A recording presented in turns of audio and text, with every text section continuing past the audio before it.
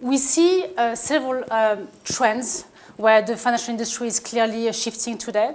The first one is probably the growth in alternative data. The amount of data available out there is incredible. We see a lot of fintechs companies who are collecting, creating alternative data, again, in order to help our clients, help organizations to obtain new insight into the investment process and to help as well to evaluate differential risk and see as well the company beyond the balance sheet, beyond traditional data.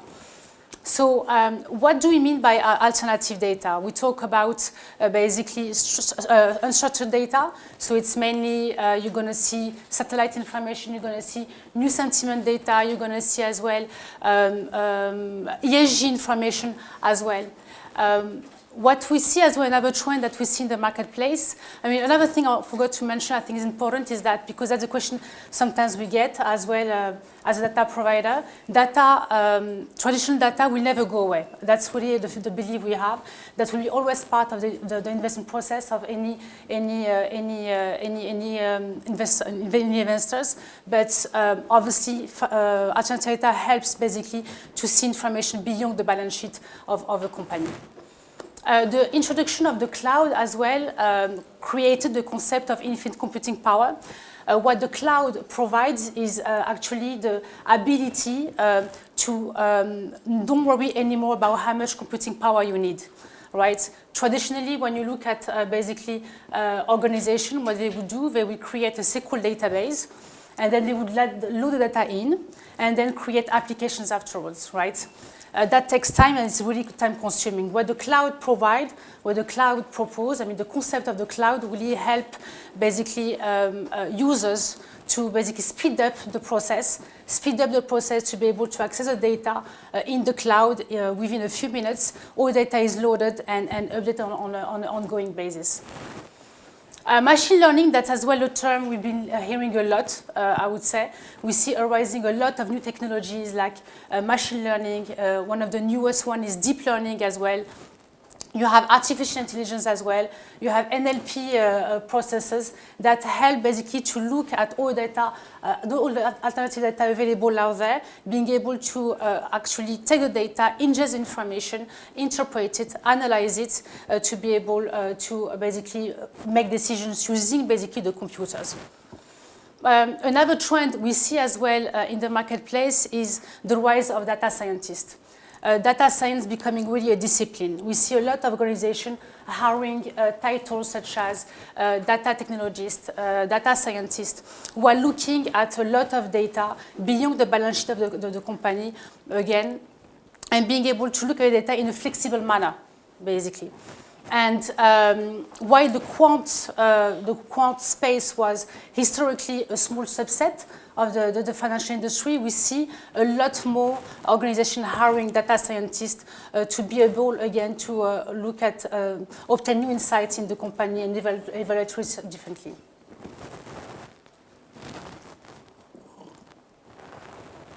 So, big data and alternative data refer really to the growth of unstructured data, and as well to the speed at which it is created. What do we mean by alternative data again? There is a lot of different information available out there, from images to audio to video and so on. So you have a few examples here. You have new sentiment, for instance, people data, ESG data, shipping data, satellite images. But what is important really is not the amount of data available, is not the volume of data available. What is really important is basically how the organization use the data, how they look at the data in order to basically be able to really look at the value, derive information, derive value out of the alternative data, right? So since the alternative data is really unstructured by nature, it comes from different sources and have different formats. So how do you actually connect the different content sets? How are you able basically to, for instance, link ESG data to fundamental data? How can you, for instance, connect new sentiment information to pricing data? That's really tricky. Symbology is a real issue. So Data connectivity is a real challenge, and this is something that we hear a lot from our clients as well. But it is really important to be able to connect the data, because looking at one piece of information might have sense, might be interesting, but being able to look at data connectivity through different content sets, through different piece of information, will help to enhance even further the value of the information. And that really help to create this concept of smart data. So, just to give an example, I mean, if Apple announce a positive quarterly earning, that information is really important, right? I mean, itself. But being able to look at, for instance, who are the suppliers of Apple who say, for instance, they will provide chips to Apple, that could be as well really interesting, because you can imagine that this will have a positive impact as well on the suppliers also of Apple, and being able to help you as well to anticipate the performance of the company. So again, while alternative data offers great opportunities, I believe, in the marketplace, being able to connect data and the data connectivity remain a real challenge. And this is an area where FactSet has been able to help. If you look at FactSet, the core competency of FactSet is data integration. This is something we've been doing forever, since the inception. We started over 40 years ago to integrate first pricing data and benchmark data. And then over 25 years ago, we decided as well to be a leader in the marketplace and being able to have our own content as well. So we started to either collect our own data or acquire different content companies. This screen, I mean this wheel, I hope you can all see it even in the back, summarizes pretty well FactSet business content model. We have about 15 plus different content sets available. We have core company data, like fundamental data, ownership data, estimates information. We have macro level data as well. We have event-driven data, like M&A information, people data, event and transcript also. But what you see in the middle here, it's vital, it's key for our process.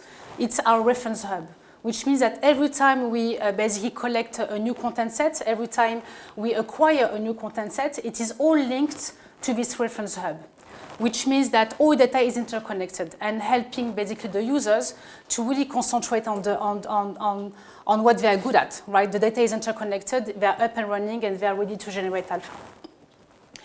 But then, so basically, really the symbology is really part of FactSet DNA. But then the question we had to ask to ourselves was basically, how can we add more to that wheel? How can we basically use our subject matter expertise, which is symbology at FactSet, to add more content sets in FactSet?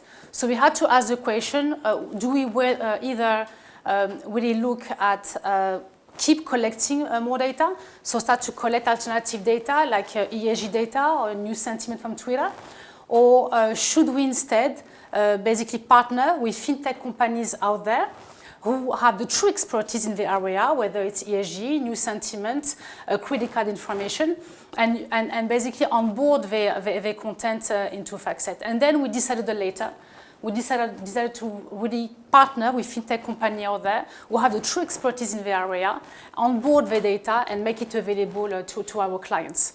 And what we do provide back to basically the different fintech and providers out there is the data distribution.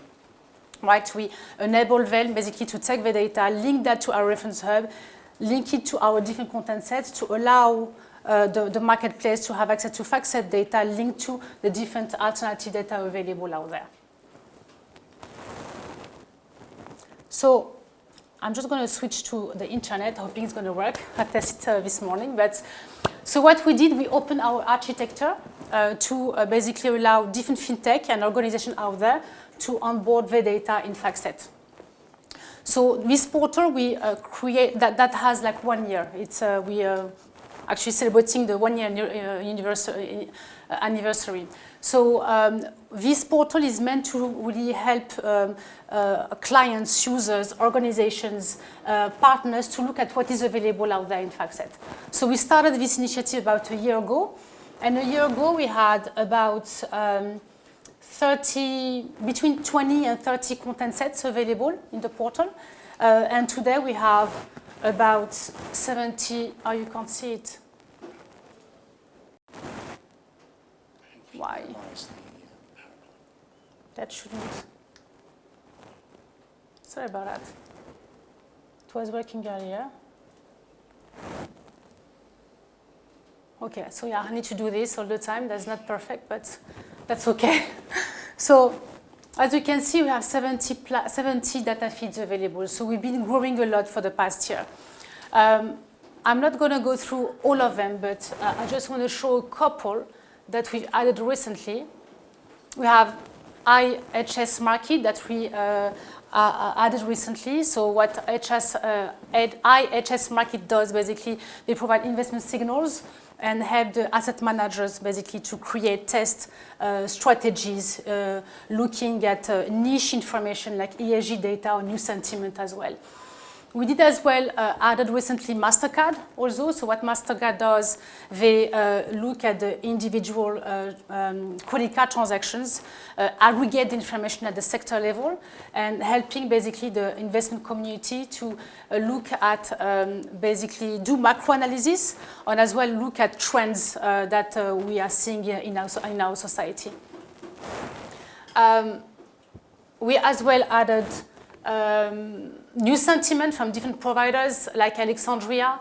We also added ESG data. It's a very hot topic, so we are working with RepRisk, with Arabesque, with as well True Value Lab providing ESG data. And if you click, I'm going to look at Arabesque. If you click on one of the content, you will be able to have access to a lot of information about the content set. So highlights, what we are actually providing, what is the coverage, what's the history. You have a nice video as well describing the content. We as well added white papers to really show to the investment community how other clients are using the data. And we also have a data science team at FactSet. So the data science team at FactSet, is in charge of creating stories, use cases, dashboards to show to the investment community how they can actually combine data, how they can look at FactSet data and alternative data in order to spot opportunities, evaluate risk differently, or even look at different signals. And what we did here, we added some of the dashboards, some of the use cases in that portal to really give ideas to our clients how they can use it. And that has been resonating really well in the quant space. In addition, we as well developed a cloud-based tool called Data Exploration. So what Data Exploration does,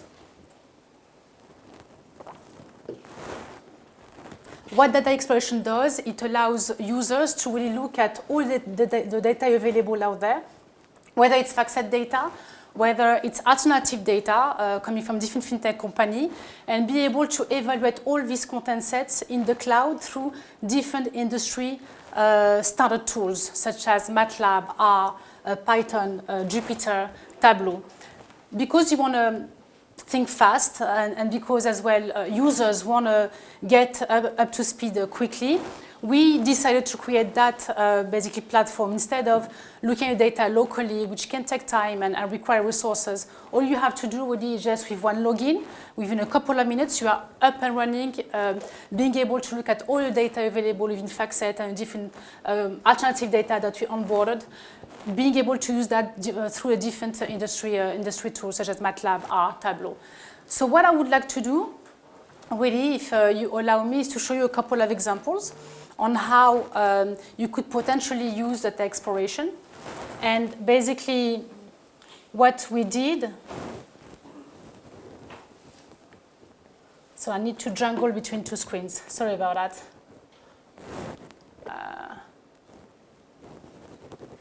It's not perfect. Where's my mouse? I know, but I can't. Oh, here we go. Perfect. Okay, so what I'm going to do, I'm going to move that screen. Here we go.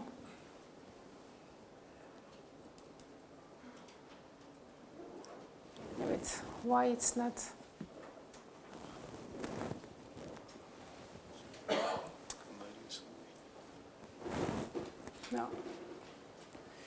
I should have the full screen, so I think I'm going to switch to the presentation. For some reason, it's not working. Okay, so sorry about that. I mean, I really wanted to show the expression how basically we can look at how the data could interact, how we can look at different data sets and try to basically look at signals. But I can still do it using my presentation because I did create some slides in case I would have an issue. So that's good I've done that.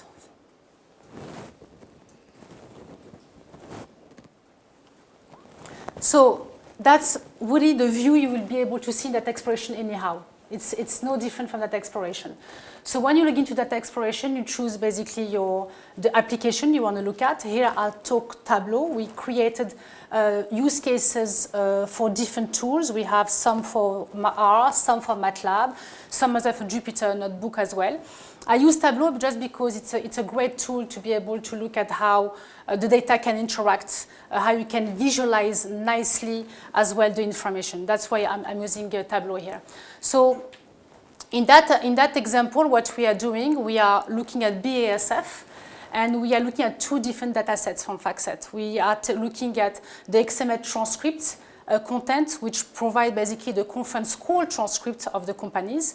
And we are combining that with our FactSet estimates as well, a database providing consensus at broker detail. So what we did here, we parsed the XML transcripts and we linked it, we mapped it to individual estimates values of all analysts who did participate in the call here. And again, we've been able to do that because we have this great symbology mapping framework in place, allowing to really connect, link individuals to company and connect as well different content sets. So to look at this dashboard, you have the section of the call here with the management discussion and as well with the Q&A portion where you have the analyst asking questions. And here, as you can see, you have the individual's link as well to the company. Over here, you have several dots. For all the dots correspond basically to one sentence of the call, one sentence being said during the call. If I was in data exploration, I would have been able to show you, if I go over one of the dots, you will be able to see really who is speaking, what is the title of the person, what the person is actually saying as well. And have as well a sentiment score of the sentence. So you've been able to come up with a sentiment score by using a Python technology in the backend. And you have a scale here going from -1 to +1. -1 being the most negative sentence of the call, and +1 being the most positive sentence of the call. And over here, you have as well the orange line showing basically the average sentiments score of all the participants in the call, and the average sentiment score of all participants is 0.2. So what this dashboard is meant to show is how we can take a highly unstructured content like transcript, which is text-based, how we've been able to normalize that, being able to display the information in the dashboard, being able as well to see who is speaking, what is being said, and try to derive a sentiment score as well for each participant. But as I mentioned earlier, looking at one piece of information is great, right? But being able to link and look at several content sets together, it's even better. This is really how we can generate even more value. So what we did here, we also added our FactSet database, content as well in that dashboard. As you can see here, we've got the recommendations. So what we did, we brought back the latest recommendation of each analyst prior to the call. So here we've got basically the recommendation buy, hold, overnight. And we're not going to go through all of them, but if you look at Laurence Alexander from Jefferies, she gave a hold as a recommendation, which is quite a pessimistic view for BASF. But what is interesting to see here is that her sentiment average score is 0.3, which is way above the average sentiment score of all the participants. So she's been a lot more pessimistic optimistic during the call. So you could anticipate, we could imagine that she could, after the call, really revise the EPS upwards. So that's a possibility you can have in mind. So again, this dashboard is meant to show is how you can combine different content sets, transcript data with estimate data, and try to obtain more insight into the company. Another example I want to show you is with Barnes & Nobles. So here we are trying to identify, I'm again using the Tableau here, so the view you have right over here is exactly the same in data exploration. So here we are looking at identifying trends and seasonality for Barnes & Nobles. So Barnes & Nobles Education is a spin-off of Barnes & Nobles, providing textbooks and as well educational services. So here we brought back two types of information, shipping data and as well pricing data. Shipping data is as well highly unstructured. We are collecting the data from the US Custom. We map it to our reference hub to normalize the data, to allow really our clients to integrate this type of information into the investment process. So here, what we are doing, we are bringing back the monthly shipping of Barnes & Nobles overnight. So as you can see, there is an obvious trend that we can see over here, is that most of the shipments seems to happen in August and September. If I was in that expression, you will be able to see the exact month and as well a map showing where or from which area all the shipments are coming from for every month for Barnes & Nobles.